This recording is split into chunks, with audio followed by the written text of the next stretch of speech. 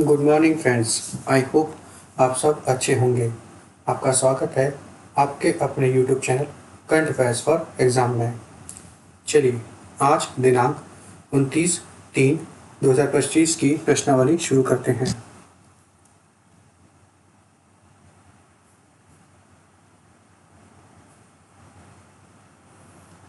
CDS general Anil Chauhan ने निम्नलिखित में से किस आईआईटी में टेक कृति 2025 का उद्घाटन किया? IIT Guwahati, IIT Kanpur, IIT Delhi, IIT Roorkee. इसका सही जवाब है IIT Kanpur. Chief of defence staff general Anil Chauhan ने आईआईटी कानपुर में एशिया के सबसे बड़े इंटर कॉलेजिस्ट तकनीकी और उद्यमशीलता महोत्सव टेक कृति 2025 का उद्घाटन किया। चलिए अगले प्रश्न पर आते हैं। निम्नलिखित में से कौन चीन के बाद दुनिया का दूसरा सबसे बड़ा 5G हैंडसेट बाजार है? Bharat, America, Japan, Singapore. इसका सही जवाब है भारत। भारत अमेरिका को पीछे छोड़कर चीन के बाद दुनिया का दूसरा सबसे बड़ा 5G हैंडसेट बाजार बन गया है। चलिए अगले प्रश्न पर आते हैं। निम्नलिखित में से कौन एटीपी मास्टर्स 1000 सेमीफाइनल पहुंचने वाला सबसे उम्रदराज व्यक्ति बन गया है? Roger Federer, Ralph Nadal, Novak Djokovic, Andy Murray. इसका सही जवाब है Novak Djokovic. Novak Djokovic ATP masters 1000 semifinal में पहुंचने वाले सबसे उम्रदराज व्यक्ति बने हैं। चलिए अगले प्रश्न पर आते हैं। निम्नलिखित में से किस देश ने भूकंप के बाद आपातकाल घोषित किया है? Cambodia, Maldives, Indonesia, Thailand. इसका सही जवाब है थाईलैंड। थाईलैंड ने भूकंप के बाद आपातकाल घोषित किया है। चलिए अगले प्रश्न पर आते हैं। भारत का पहला नैनो इलेक्ट्रॉनिक्स रोड शो हाल ही में निम्नलिखित में से किस संस्था में आयोजित किया गया?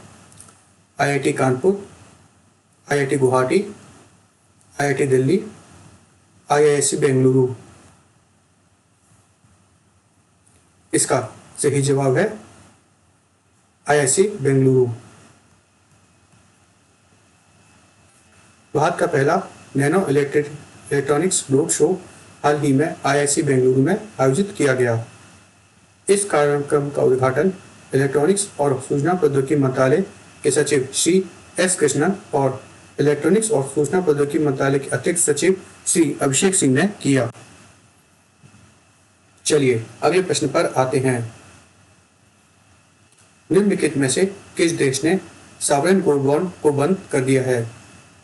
Bharat, Japan, Cambodia, Laos.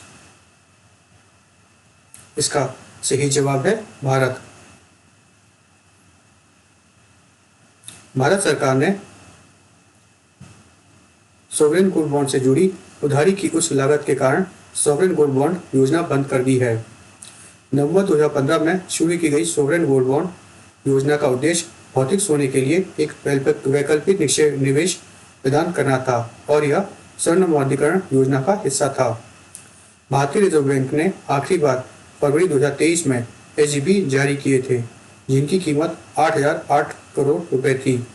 SGB सरकारी प्रतिभूतियां हैं जिनका मूल ग्राम सोने में होता है, जो भौतिक सोने को रखने के विकल्प के रूप में काम करता है। निवेशक इश्यू मूल्य का भुगतान नकद में करते हैं और बॉन्ड को परिपक्व पर नकद में भुनाया जाता है। एसजीबी की परिपक्वता अवधि 8 वर्ष की है, जिसमें 5 वर्ष के बाद समय से पहले भुनाने का विकल्प है। भुनाने की कीमत 3 दिनों में सोने की औसत कीमत पर आधारित होती है। परिपक्व आय कर मुक्त होती है। चलिए अगले प्रश्न पर आते हैं। केंद्र ने वित्तीय वर्ष 2025-26 के लिए महात्मा गांधी राष्ट्रीय ग्रामीण रोजगार गारंटी योजना के तहत मजदूरी में कितने प्रतिशत की बढ़ोतरी की घोषणा की है? 7%, 8%, 9%, 10%। इसका सही जवाब है 7%। केंद्र ने वित्तीय वर्ष 2025-26 के लिए महात्मा गांधी राष्ट्रीय ग्रामीण रोजगार गारंटी योजना अर्थात मनरेगा के तहत मजदूरी में 2 से 7% की बढ़ोतरी की घोषणा की है। मनरेगा की शुरुआत 2005 में हुई थी। चलिए अगले प्रश्न पर आते हैं। सोर्स एक्स इंडिया का तीसरा संस्करण हाल ही में निम्नलिखित में से किस संस्थान पर आयोजित किया गया? बेंगलुरु, नई दिल्ली, मुंबई, गुड़गांव। इसका सही जवाब है नई दिल्ली। भारतीय ब्रांडों के लिए वैश्विक बाजार सोर्स एक्स इंडिया का तीसरा संस्करण नई दिल्ली में आयोजित किया गया। इस कार्यक्रम का आधिकारिक उद्घाटन भारत सरकार के विदेश व्यापार महानिदेशक श्री संतोष कुमार सारंगी ने किया। चलिए अगले प्रश्न पर आते हैं। कोसी मेची लिंक परियोजना निम्नलिखित में से किस राज्य में स्थित है? केरल, महाराष्ट्र, बिहार, पंजाब। इसका सही जवाब है बिहार। कोसी मेची लिंक परियोजना बिहार में स्थित है। केंद्रीय मंत्रिमंडल ने हाल ही में बिहार की कोसी मेची अंतर्राज्यीय लिंक परियोजना को PMKSY-AY-BP के अंतर्गत शामिल करने की मंजूरी दी है। प्रधानमंत्री कृषि सिंचाई योजना एक्सलेटेड इरिगेशन बेनिफिट प्रोग्राम का तहत योजना 2029 तक पूरी हो जाएगी। इससे सिंचाई और बाढ़ प्रबंधन में मदद मिलेगी।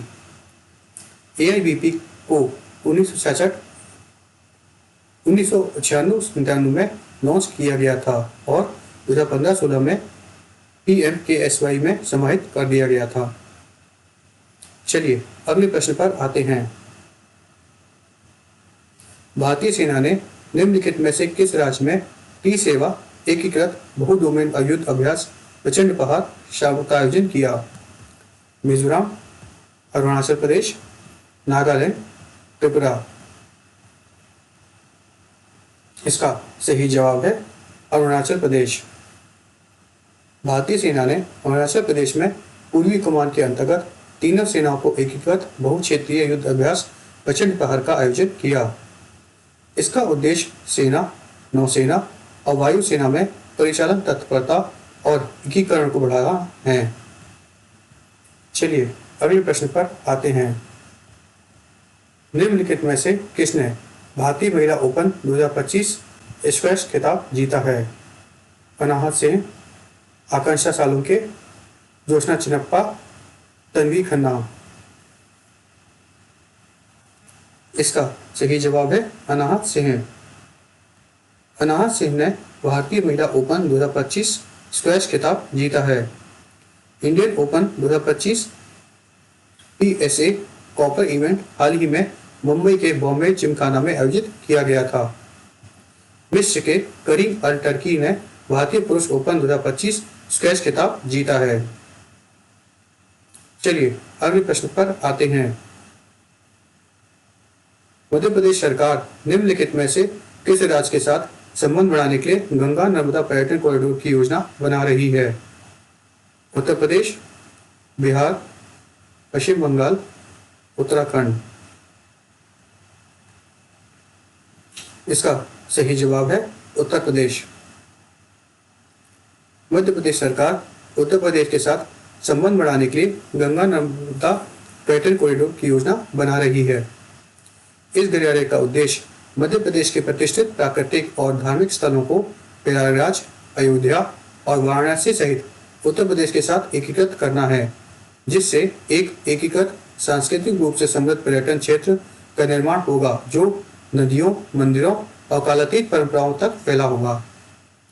फ्रेंड्स, आज का सेशन यही समाप्त होता है। आपको हमारा सेशन कैसा लगा कमेंट करके बताइएगा तथा लाइक एवं सब्सक्राइब अवश्य कीजिएगा। धन्यवाद।